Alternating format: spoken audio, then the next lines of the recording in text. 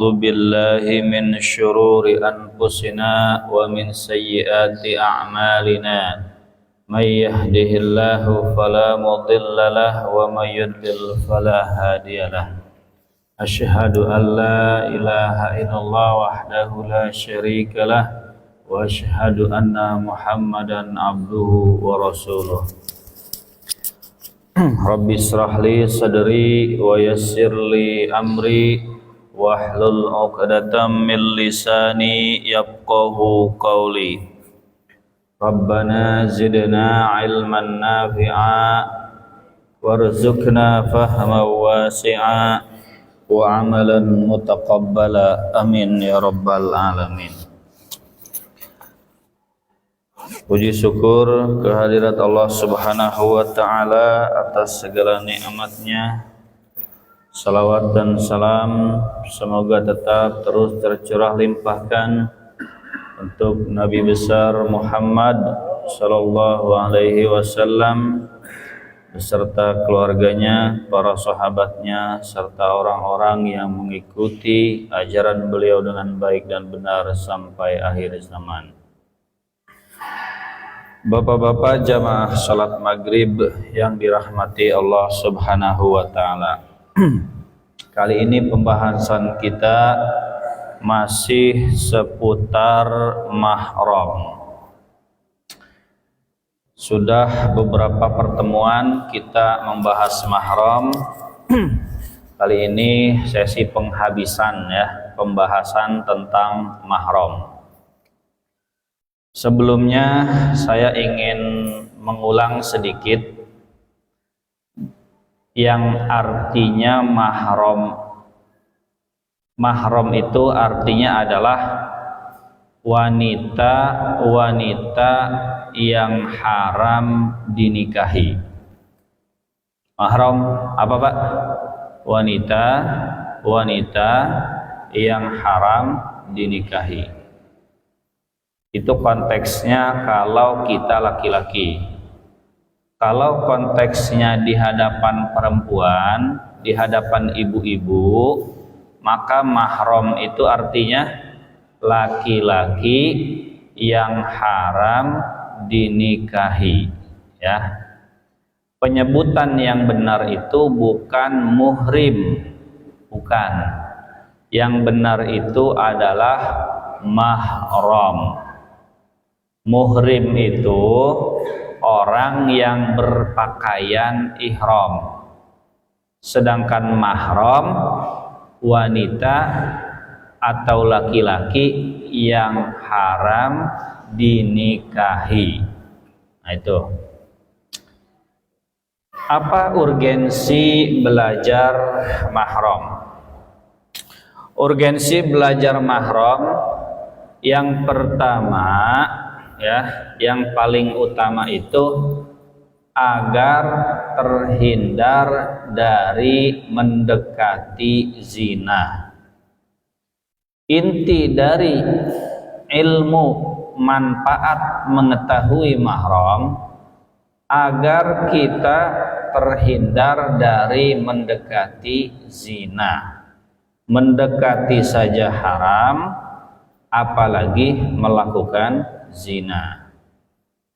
Sebab jika orang tidak mengetahui siapa saja mahramnya, sangat mungkin dia terjerumus ke dalam mendekati zina.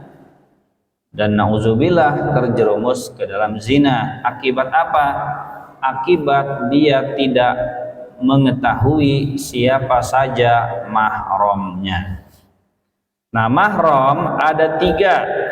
Mahram ada tiga, Pak. Ada mahram karena nasab, ya. Ada mahram karena pernikahan. Ada mahram karena persusuan. Kita ulangi ya. Ini pelajaran soalnya ini mah ya, nggak bisa jiping doang. Mahram ada berapa? Ada tiga. Mahram karena nasab, mahram karena pernikahan, mahram karena persusuan. Apanya ini? Iya, gimana? Bisa ya? Hah? Bisa. Ya. 3. Nasab, pernikahan, persusuan. Ini sudah dibahas, cuman saya mau menyajikan secara singkat ya. Ini mahram karena nasab berarti kalau konteksnya kita perempuan. Siapa saja nih perempuan yang haram kita nikahi? Ya. Kalau haram kita nikahi berarti sepaket dengan konsekuensinya. Jadi mengetahui mahram, wanita yang haram dinikahi itu sepaket dengan konsekuensinya. Kalau bukan mahram, maka juga sama, sepaket dengan konsekuensinya. Kita pelajari dulu mahram secara nasab ya. Mudah-mudahan langsung hafal Bapak-bapak. Ini contohnya saya punya anak perempuan. Nah, anak perempuan saya adalah mahram, haram dinikahi.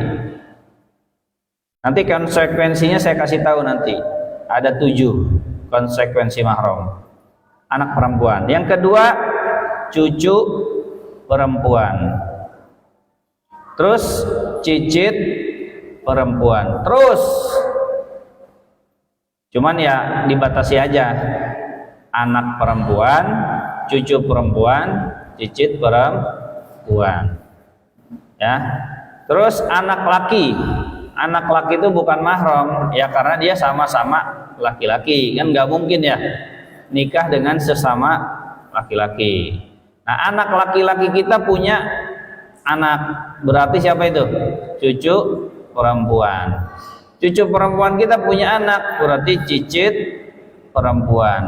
Semua keturunan kita, keturunan kandung asli ya, anak perempuan, cucu perempuan, baik dari anak perempuan ataupun dari anak laki-laki, semuanya adalah mahram. Nah, konsekuensinya dulu ya, saya biar kasih tahu gambarannya. Konsekuensi mahram, yang pertama itu haram nikah selama-lamanya.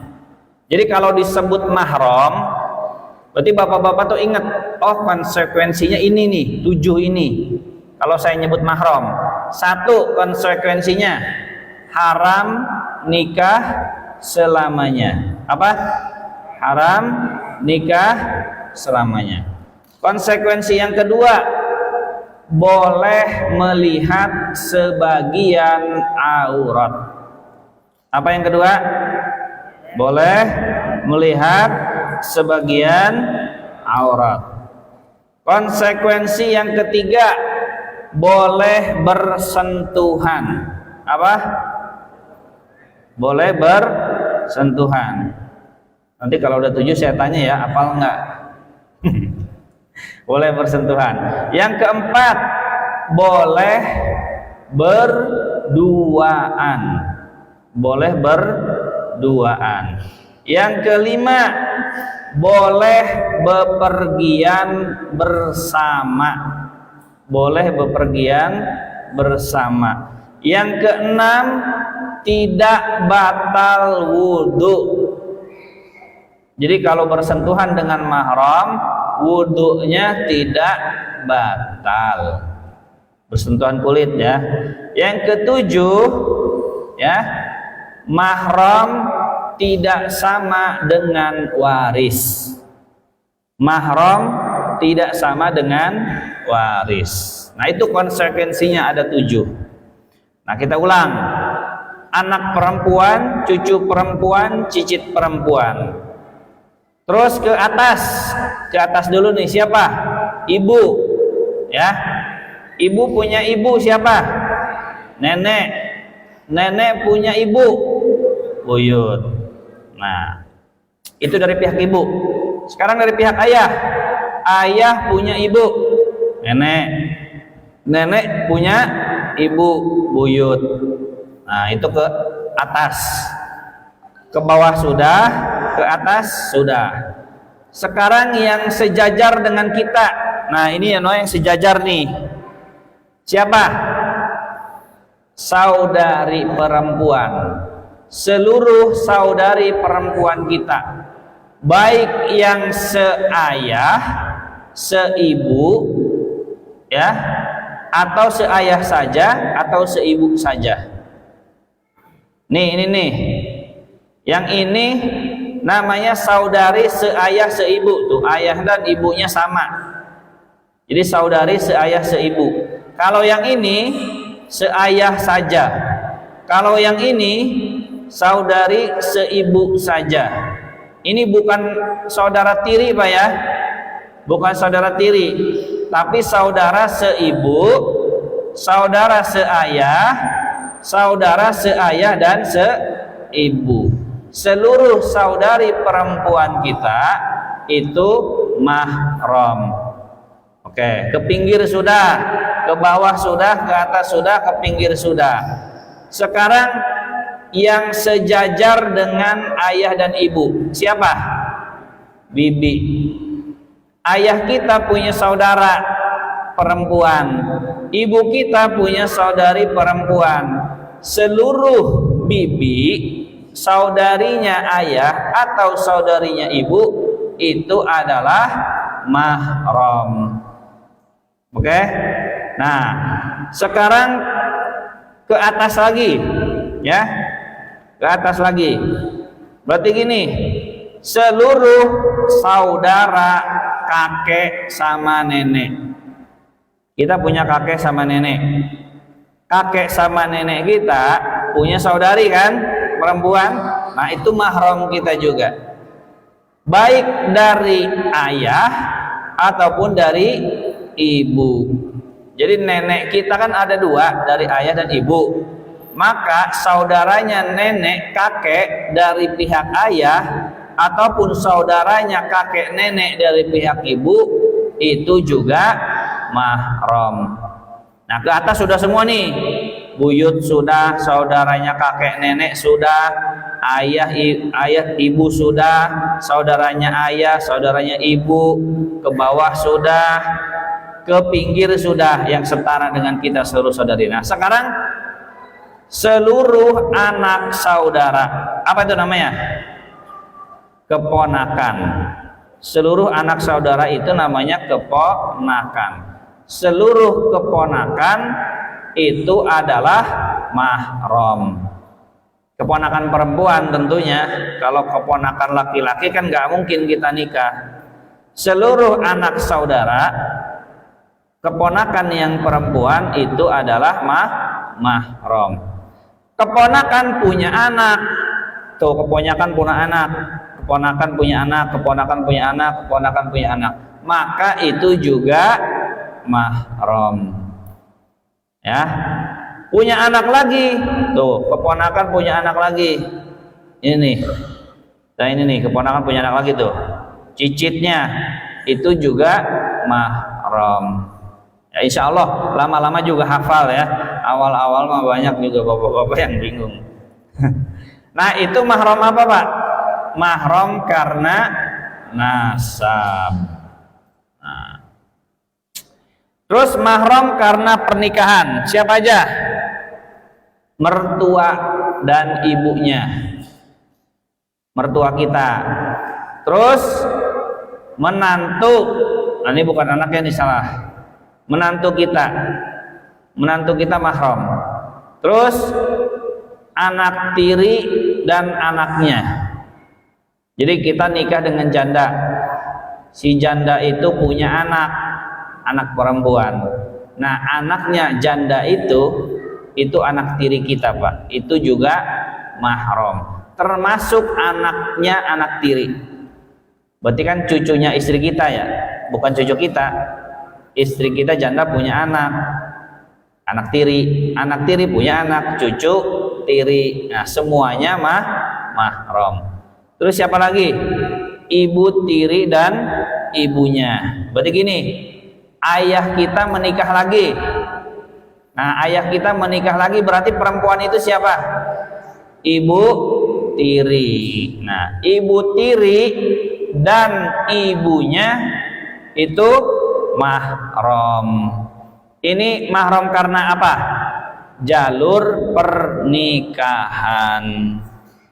Ada lagi mahram karena jalur apa? Jalur persusuan. Mahram karena jalur persusuan sama seperti nasab. Jadi gini, ini ceritanya saya, ya. Ketika saya menyusui ke seorang perempuan, maka saya seperti anaknya. Udah gitu aja. Saya seperti anaknya. Berarti anaknya ibu susu seperti siapa? Saudara. Suaminya ibu susu seperti siapa? Seperti ayah. Paham?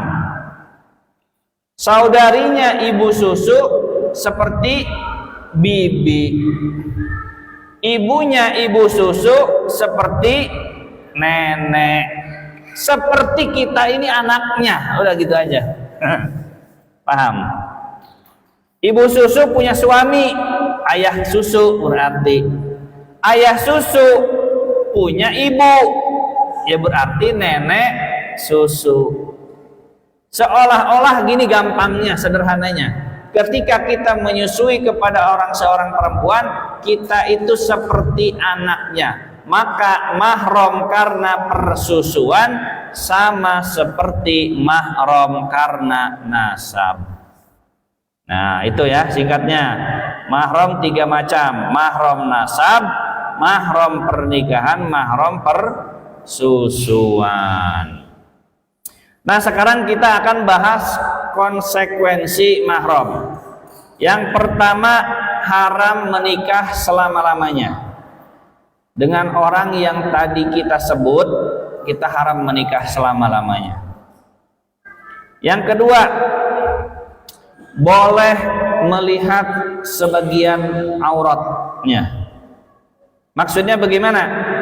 Dengan ibu kita, kita boleh melihat ya antara pusar dan lutut. Ibu kita tuh lagi di rumah, Pak, ketemu sama kita di dalam rumah. Boleh nggak ibu kita tuh nggak pakai kerudung? Boleh nggak? Boleh.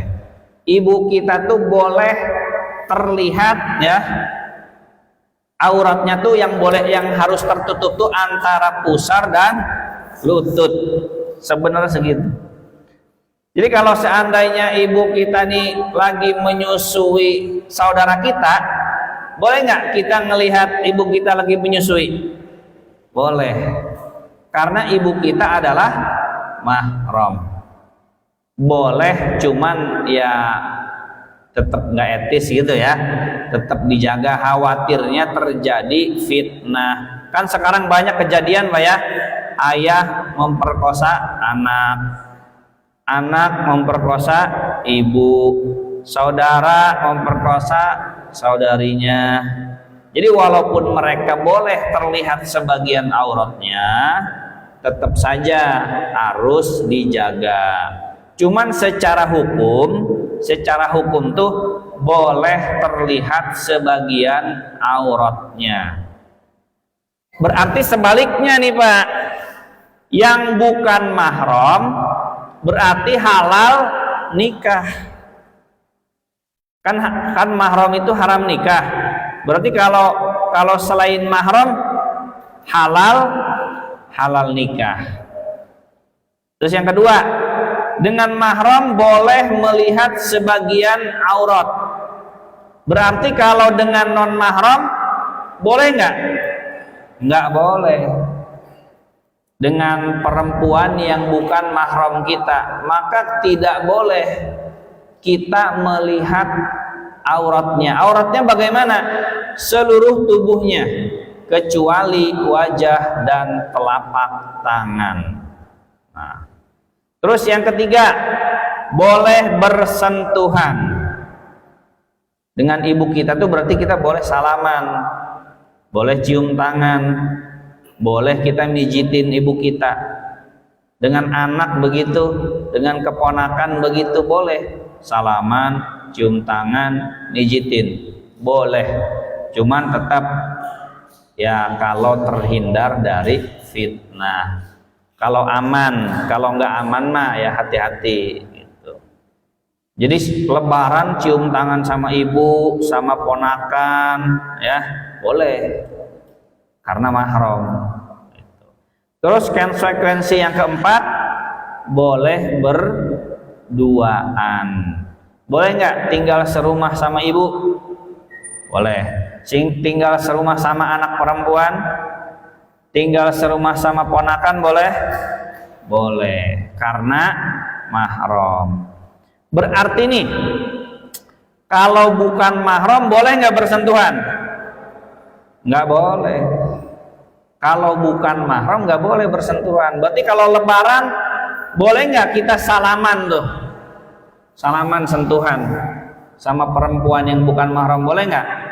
Nggak boleh. Boleh berduaan dalam satu rumah dengan yang bukan mahram?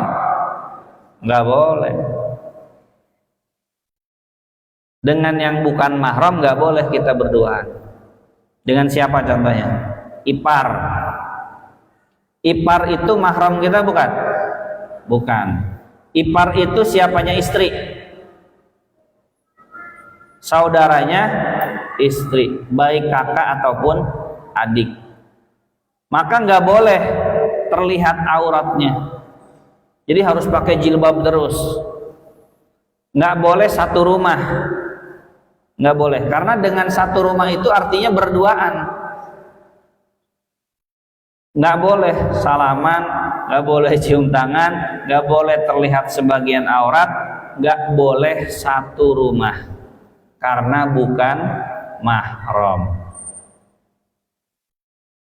Nah, yang disebut berduaan tuh gimana? Yang disebut berduaan tuh satu rumah. Satu rumah itu berduaan bukan? Ya berduaan. Kalau nggak ada orang lain, gitu ya. Kalau ada orang lain, aman. Cuman apakah rumah kita itu selalu rame? Sama ipar nih. Ipar tinggal di rumah kita. Ya kalau ada istri kita, ada anak kita, ada orang lain rame di rumah, boleh nggak? Boleh, karena rame. Tapi kalau pas lagi sepi, istri kita lagi kerja, anak kita lagi sekolah, ipar ada di mana? Di rumah. Kita lagi di mana? Di rumah. Berarti berduaan nggak? Berduaan. Apa hukumnya? Haram, tidak boleh, karena bukan mahram itu. Kecuali rumahnya segede rumah Anang Ashanti. Nah, rumahnya kan gede tuh Anang Ashanti ya, itu mah kan jauh rumahnya tuh, luas. Nah itu nggak apa-apa gitu. Tapi kalau rumahnya segede Gading Elok, ya ipar dari kamar mandi ya ketemu sama kita dari kamar. Ipar keluar dari kamar mandi, kita keluar dari kamar berpapasan, kita ketemu sama ipar, nggak boleh itu.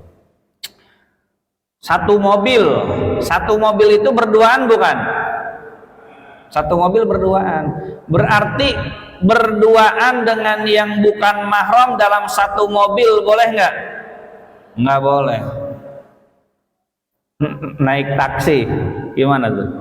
Perempuan sendirian naik taksi, sopirnya laki-laki, boleh nggak?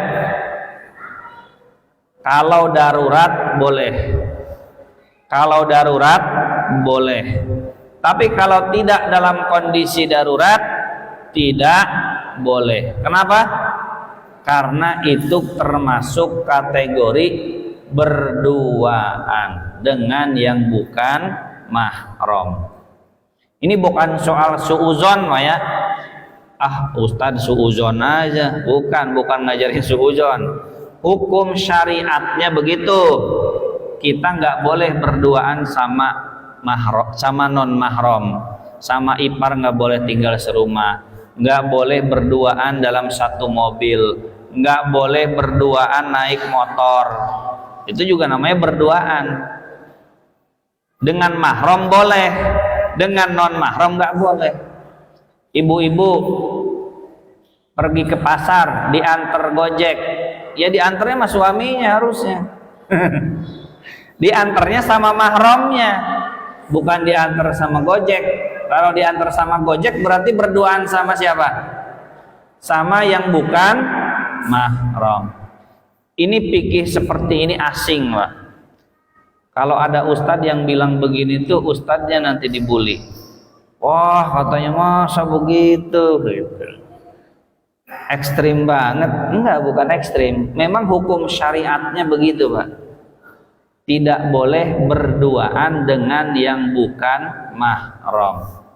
Begitu. Karena yang namanya zina itu kan kalau ada kesempatan, Pak.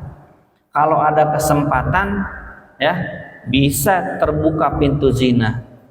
Nah, Islam menutup semua pintu itu. Semua pintu menuju perzinahan ditutup dengan cara mengharamkan berduaan dengan yang bukan mahram. Terus konsekuensi yang kelima, boleh bepergian bersama. Ini dengan mahram tuh boleh. Umroh bareng ayah boleh, pergi haji bareng anak boleh. Tapi kalau umroh bareng pacar boleh nggak? Umroh kalau umroh bareng pacar, nanti kan selfiean di sono, di Arab Saudi, di Mekah, di Madinah, nggak boleh karena bukan mahram. Itu namanya saparnya sapar maksiat, walaupun isinya ibadah. Kalau mau umroh, ya umroh sama suami, umroh sama ibu, umroh sama anak perempuan, sama ponakan, sama bibi, bukan dengan yang bukan mahram. Ya kecuali bareng-bareng. Tadi umroh sama pacar kan nanti ujung-ujungnya kan berduaan kan? Ujung-ujungnya kan berduaan, pacaran gitu. Walaupun berangkat di pesawatnya bareng-bareng gitu. Terus tidak batal wudhu, nggak batal wudhu, Pak. Jadi kalau bapak habis wudhu bersentuhan salaman sama ibu nggak batal, salaman sama anak nggak batal, ya nggak batal. Nah kalau sama istri batal nggak? Istri mahram bukan? Mahram artinya apa? Wanita yang haram dinikahi. Istri mahram bukan? Bukan. Istri bukan mahram. Istri itu orang lain. Kok bisa boleh deket-deketan? Karena sudah ada akad nikah. Istri bukan mahram, Pak. Tapi boleh berduaan, boleh bersentuhan, bahkan boleh punya anak. Kenapa? Karena sudah halal. 7. Mahram tidak 100% sama dengan ahli waris.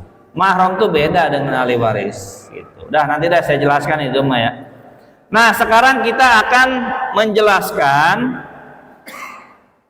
siapa saja keluarga yang bukan mahram, Pak. Ini keluarga kita, Pak, tapi bukan mahram. 1. Nih. Siapa tuh? Istri. Istri itu keluarga bukan? Mahram bukan? Bukan mahram. Boleh berduaan nggak? Boleh. Karena apa? Karena halal, sudah akad nikah. Tapi kalau nggak ada akad nikah, boleh nggak berduaan? Nggak boleh, karena bukan mahram. Terus ipar. Ipar itu siapa? Saudaranya istri. Itu kan ada, Pak, film di bioskopnya ya, Ipar Adalah Maut. Itu jangan nonton, Pak. Itu cuplikannya bahaya juga itu. Itu judulnya mah judul hadis. Itu kan ada hadis Nabi yang menyatakan begini, alhamu maut. Alhamu al maut. Ipar adalah maut. Itu kan judulnya judul hadis, Pak. Tapi isinya tuh porno, Pak. Kata orang Malaysia begitu. film ipar adalah maut, itu tuh film porno berkedok religi. Jadi film porno berkedok religi. Isinya sih intinya mah hati-hati dengan ipar, nggak boleh serumah dengan ipar, jangan dekat-dekat dengan ipar. Kalau terlalu dekat, khawatirnya nanti terjadi perselingkuhan. Ipar itu bukan mahram. Cuman selama kita menikah dengan istri kita nggak boleh memadu ipar. Iparnya kita nikahin nggak boleh, saudarinya istri. Kecuali istrinya meninggal, istri kita wafat, cerai, baru boleh kita menikahinya. Nah, walaupun begitu, ipar tetap bukan mahram. 3, bibinya istri. Bibinya istri mahram bukan? Istri punya bibi. Kita punya istri. Istri kita punya bibi. Itu bibinya kita apa bibinya istri? Mahram kita bukan? Bukan. Jadi kalau pas lebaran ketemu bibinya istri, salamannya bagaimana? Begini salamannya, bukan cium tangan. Kenapa? Karena bukan mahram. Bibinya istri itu bibinya dia, bukan bibinya saya. Gitu. Bukan mahram. Terus 4, keponakannya istri. Paham nggak keponakannya istri? Istri punya ponakan. Ponakannya istri itu ponakannya dia, bukan ponakannya saya. Paham ya? Tentu yang perempuan, kalau yang laki-laki mah ya cium tangan aja. Ini kan ceritanya yang perempuan ya. Ponakan istri yang perempuan. Nggak boleh tuh Pak berduaan sama kita di dalam rumah, nggak boleh. Nggak boleh semobil berdua sama kita, nggak boleh cium tangan sama kita, nggak boleh bersentuhan sama kita. Ponakannya istri. 5, sepupunya istri. Itu juga bukan mahram. 6, mertua tiri. Mertua tiri itu gimana? Ibu tirinya istri. Istri kita nih punya istri. Istri kita punya ibu tiri. Paham ya? Itu kan ibu tirinya istri kita. Nah, dengan kita mahram bukan? Bukan. Bukan mahram. Itu. Berarti kan kita tuh menantu ya? Menantu tiri kita tuh kan? Yang mertua asli kita tuh ibunya istri kita. Istri kita punya ibu. Nah, itu mertua asli. Paham? Tapi kalau istri kita punya ibu tiri itu berarti mertua tiri kita. Mahram bukan dengan kita? Bukan. Walaupun nganggapnya kita menantu ya, tapi bukan mahram kita. Itu. Terus saudara tiri. Nah, saudara tiri bukan mahram. Gimana saudara tiri itu? Beda ayah, beda ibu. Janda, ada janda ketemu sama duda. Janda punya anak 1, duda punya anak 1. Si janda nikah sama duda. Anaknya masing-masing itu namanya saudara tiri. Paham? Kalau ini, saya punya saudara, ayahnya sama, ibunya beda, itu saudara tiri bukan? Saudara apa itu namanya? Saudara seayah. Saya punya ibu, ibu saya nikah lagi, punya anak. Nah, anak itu dengan saya saudara siapa? Saudara seibu, bukan saudara tiri. Yang saudara tiri itu janda sama duda, masing-masing punya anak. Anaknya si janda dengan anaknya duda itu saudara tiri, bukan mahram. Boleh nikah nggak? Boleh. Ibu bapaknya nikah, anaknya juga nikah. Boleh. Ibu bapaknya nikah nih, duda sama janda. Anaknya dengan anaknya, si janda dengan si duda saling nikah juga boleh. Karena saudara tiri. Kan beda bapak, beda ibu, betul nggak? Ibunya kan beda, bapaknya juga beda. Insya Allah nanti juga paham. Kalau ini emang agak ruwet Pak gitu pelajaran ini. 8. Sepupu perempuan. Kita punya sepupu nggak? Sepupu itu siapa? Anaknya paman. Paman kita punya anak perempuan. Nah itu sepupu perempuan kita. Mahram bukan? Bukan. Boleh salaman? Boleh berduaan? Boleh satu rumah? Nggak boleh, karena bukan mahram. Yang ke-9, istrinya paman. Kita punya paman. Paman itu siapa? Saudaranya ayah atau saudaranya ibu. Kita punya ayah, kita punya ibu. Ayah kita punya saudara, ibu kita punya saudara laki-laki. Itu kan paman kita ya. Paman kita punya istri. Istrinya paman mahram bukan? Bukan. Kalau lebaran cium tangannya sama paman aja. Kalau sama bibi, berarti kan bibinya istri paman gitu kan? Cium tangan nggak? Nggak cium tangan. Cium tangannya jarak jauh gitu. Kalau ngasih duit, amplopnya terima gitu, tapi jangan bersentuhan gitu. 10. Anak angkat. Anak angkat bukan mahram selama-lamanya. Anak angkat tuh anak orang lain, kita asuh, kita besarkan. Nggak boleh. Nggak boleh berduaan dengan istri kita kalau gede. Tapi ada solusinya. Kita bayangkan yang bukan mahram dulu ya, gini. Kita nggak punya anak, kita ngadopsi anak dari panti asuhan, ya. Si anak itu laki-laki, berarti kalau si anak itu nanti besar, umur 15 tahun, berarti dengan istri kita mahram bukan? Bukan. Kenapa? Karena anak orang lain. Walaupun kita anggap seperti anak sendiri, tapi itu anak orang lain. Atau begini, kita ngangkat anaknya anak perempuan. Kalau tadi kan anak laki berarti kan dengan istri kita bukan mahram kalau gede. Ini anak perempuan.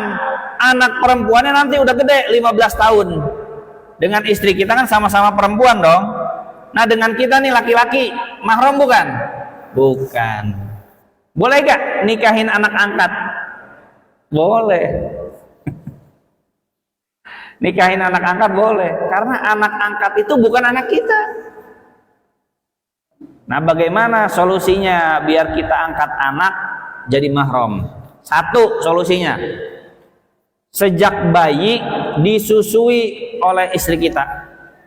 Berarti kalau disusui oleh istri kita, si bayi itu mahramnya kita bukan? Mahramnya kita. Bayi perempuan, bayinya perempuan, disusui oleh istri kita, berarti jadi mahram kita. Kita ini jadi bapak susu, istri kita ibu susu, jadi keluarga sama kita. Itu Pak. Tapi nggak dapat warisan ya. Anak angkat nggak dapat warisan. Itu. Solusinya pertama apa? Disusui oleh istri. Kedua, solusi yang kedua, si bayi itu saudaranya istri, misalkan ponakannya istri, ya, berarti bayi perempuannya statusnya apa? Bayi laki-lakinya statusnya apa? Keponakannya istri. Kita ambil bayi laki-laki. Bayi laki-laki itu keponakannya istri. Jadi ponakannya istri jadiin anak angkat itu. Nah itu si bayi itu kalau sudah besar mahram nggak dengan istri kita? Mahram, karena memang statusnya adalah ponakannya istri. Kalau dengan kita kan sama-sama laki-laki. Atau keponakannya suami mungut bayi, anak angkat. Nah, si bayi perempuan itu keponakannya suami. Si bayi itu kalau udah dewasa, umur 15 tahun, gadis tuh, itu kan mahram kita, karena sejak bayi pun dia memang keponakan suami. Paham ya? Begitu. Nah, ininya belum selesai nih, nanti aja lah ya. Kebanyakan ini. Gitu Pak. Jadi kesimpulannya, mengapa kita mempelajari mahram? Agar terhindar dari zina. Zina apa? Zina kemaluan, zina mata, zina tangan. Jangan sampai, sebab yang namanya zina itu dosa besar. Nah, dengan mengetahui siapa saja mahram kita, insya Allah kita bisa terhindar dari dosa zina, baik zina kemaluan, mata, ataupun zina yang lainnya. Demikian, mohon maaf apabila ada kekurangan. Assalamualaikum warahmatullahi wabarakatuh.